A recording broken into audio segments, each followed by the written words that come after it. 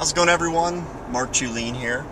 Got some thoughts that I'd like to just kind of share today. I think we've had a couple debates back and forth on like what social media, the challenges are, and it's always been an interesting conversation to me. And one of the things that I think is just probably the biggest challenge is training. And we've put together some training for our staff and our teams regarding Facebook and blogging and some things like that, and then we followed it up with some personal on-site training with the teams as well.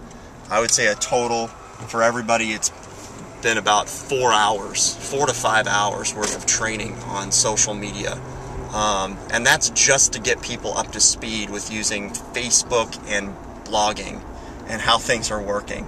So I can totally understand where there's a time argument as far as social media and what the challenges are, but for me, I think it boils back down to time equaling training, meaning it takes the time to learn, it takes the time to figure out a strategy, it takes the time to figure out exactly where or what you want to do, and then also the time to figure out how you want to do it.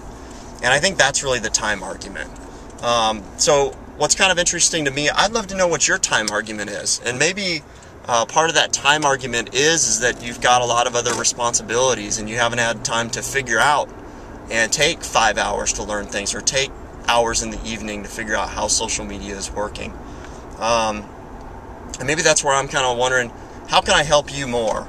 I'm in the middle of a project right now in which we're talking about better resident communications. I've talked about it before, the resident connection, and measuring resident satisfaction, as well as just using social media to communicate.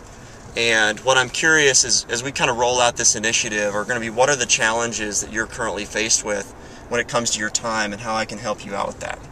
Thanks, and we'll talk to you soon.